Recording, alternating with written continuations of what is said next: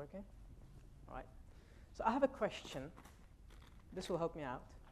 Have any one of you ever participated in a sort of, let's say, class monitor or a class captain election in your school days? Anyone? Well, now see, this pack of gum, not exactly this one back in the day, it was my way, my ticket to winning the election. So, democracy, I went to my classmates, I told them, you see, if you vote for me tomorrow, you're going to get one gum each every week. And it worked out pretty well. I did it. Now, you see, the thing is, now I have a responsibility. I've been picked, I've been chosen to be a leader. And I've got some responsibilities on my shoulders. I've got some things to look at. I've got some people who look up to me. I know I'm making it sound way too dramatic for someone in year 6, but those are facts. Now, I want to dive deeper into what it means to be a leader. What qualities should you have as a leader? You see, to me, leadership is not a trait itself. It's not a quality. It's more of a form of art. I would like to take it as a form of art, and I am the artist. You see, as humans, we have got 5 senses. We have got taste, we have got vision, we have got touch, we have got smell. Now, as a leader, I want you to focus on 2 things. I want you to focus on vision and hearing. How far do you need to see? What your vision should look like, and how much do you have to listen? How far do you need to listen? Now, you see, as a leader, I don't want, like, there's a common misconception. You take a goal and you just rush towards it, you just keep running toward it. But if you narrow down your vision, you are more likely to get more setbacks than you usually do. What I want you to do is just take a step back, and as I step more and more behind, I can have a good view in front of me. I can see the horizon. You know, like how Batman or Spider-Man, they prefer to just go on top of the buildings, have a good look at the city they're protecting, kind of like that. So you see, you have a goal. That is good to have. Look at it, narrow your vision. You know where to go, but to reach that point, you need to step back. Just step back, just relax, be calm, be composed, and go towards your goal. The next thing I want to talk about is listening. Now, you have your peers, you have your colleagues, you have your people around you, you have some people who look up to you, who look up to the ideals that you share. What I want you to do is listen to them. They have their points. They have their own expertise. We as people, we humans, well, we are very knowledgeable. Knowledge is power, but you can never stop learning. Knowledge is a process. It keeps every day. You can just gain every day. Sitting here for the last few hours, I've been learning many things. I've been taking in many things. I've been listening, all right? So you want to listen. You want to listen to the people you want to lead. Well, not everyone is, well, let's say, not everyone is lucky to be a born leader or like their leader from the get-go. You are a follower, as my peers here, students. We follow someone, maybe. What I want you to do is participate. Be there. Listen to your leader. You don't have to be a leader yet. You could become someone who has the responsibility in the near future. So let's go back to the past. If we look at people from the past, some great leaders from the past, they had a vision. They knew what to do, when to do, maybe not always, but they sat back to relax and think about it, and they listened to the people. They listened to people around them. Now, if I want to share my own experience, I was lucky enough to work in the World Cup in 2022 in the hospitality department, and I had my finals, board exams going on at the same time because, you know, it was unfortunate in my country, in my home country. There was a flood that year, so it got postponed, and etc. So this gentleman from England, his name was David, he was my supervisor, and this was the match between USA and Wales, I believe. He saw me anxious, I'm shaking during the work. I'm not normally like that. I'm quite social with the fans, with the crowd, I'm interacting. He's like, Walid, what's wrong? I've got a chem paper tomorrow. At like 5 a.m. I have to go to the school. I've got an exam, it's my finals. He's like, you should have just told me. You've been standing here for 3 hours and you're sweating. You're not focusing on the work. You've got an exam to worry about. Just don't worry about it. Take your time. I'll manage it. He took my place, gave me my own break of like 2 hours. No one gets that, a work, in your work, 2-hour break. But he listened to me. He understood my problem. And I was like, wow. All I should have done is just ask. Just tell him, I need help. See, then, now, alhamdulillah, I am, by the grace of the Almighty, I am one of the supervisors in the events. So AFC Asian Cup, the recent one in Qatar, I was a supervisor in Khalifa Stadium and Ahmed bin Ali Stadium in the spectator control. And what I did was, as a supervisor, you have many, let's say, issues. Back when I was not a supervisor, I used to see my supervisors. They're just chilling, you know. They're on their phones. I'm working here. I'm dealing with the crowd. Tickets after tickets, questions after questions. I look at my supervisor. He's on there on his phone, laughing, smiling, and I'm like, come on now. I'm doing all the hard work. I'm doing all the leg work. What are you doing? Now, when I became the supervisor, that's when it hit me. Wait, Excel sheets, files, distributing salaries, positioning, the planning that goes behind this game. For one 90-minute game, I kid you not, we prepare for like 2-3 months. There's trainings, there are inductions, there's so many things. But this is the thing.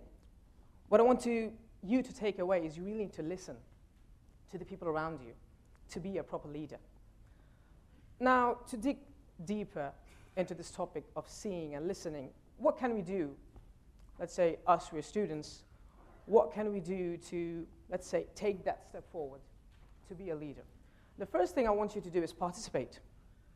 Participate. You want to look forward to an event. You want to attend workshops.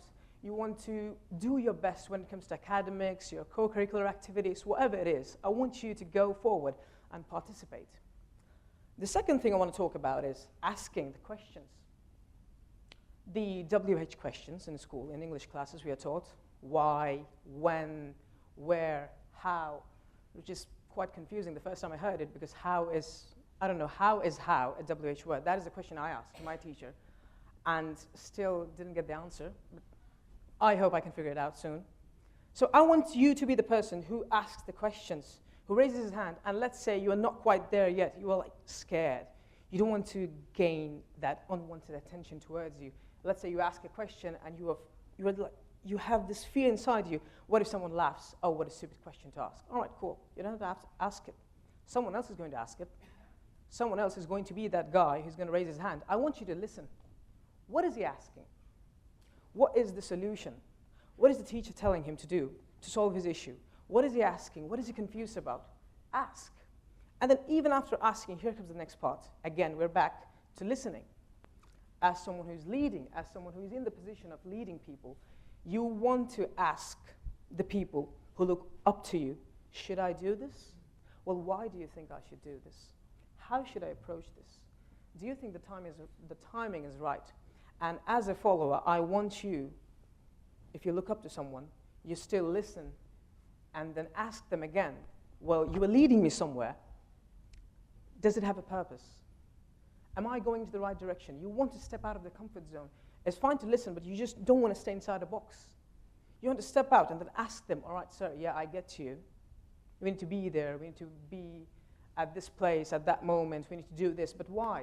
Do you think it's a good idea? Should I really do this? And then propose your own ideas. It's fine. You can have your own voice. You should have your own voice and your own opinions. Now, you've participated. You have asked. You have listened. What do you want to do now? Now you can guide. You can lead. Let's say, well, you're not the CEO, or you're not a director, corporate manager, or whatever. I want you to lead yourself, guide yourself towards the path of becoming someone big, someone who can make an impact, someone who can make a change. When you've got all these qualities, you're listening, you're seeing, you've got the knowledge, you're gaining, you've got all the tools you need in your arsenal, now you can lead. Either you can lead some people, or you can lead yourself. Guiding yourself does not sound bad at all. You, not yet, like I have been here, it's been a humbling experience from the beginning. I'm listening to these achievements, that achievements, I'm like, damn, what have I done? What have I done? Now, to break it down to you, I am a 21-year-old who is a first year in university. I walk around and I ask my classmates, well, this was funny, that was funny, and then there comes the uncomfortable question, wait, dude, how old are you? I'm like, I'm 21. I'm sorry, I've been calling you by name. I'm like, bro, it's fine. My classmate, one's like 16, one's like 17, and so to maintain my appearance, you know, the beard's gone. I blend in with the young guys, let's say. It feels weird, but I'm not even a teenager anymore. It's kind of weird for me. But the thing is, being intimidated also inspired me well, not being intimidated, I was intimidated, and I'm also inspired. We had people who started their own companies. We had people pitching their own ideas in like 16, in like 17. I'm here like, well, what have I done? Then I remembered, well, Walid, you haven't done anything like world shaking, ground shaking. You're not no Elon Musk, Jeff Bezos, or whatever.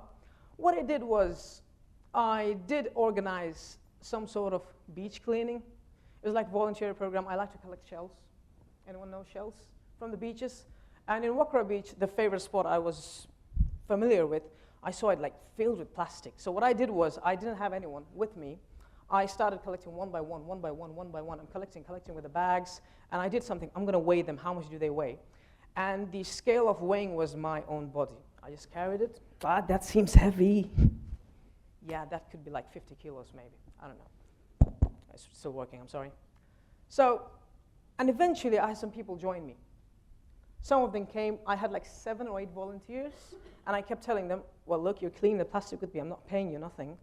Just a volunteer work. They're like, yeah, we saw you, and we also thought, no, something should be done. There's one. Then also I thought, well, you are an active blood donor. I like to donate blood. I like to be of service to the community.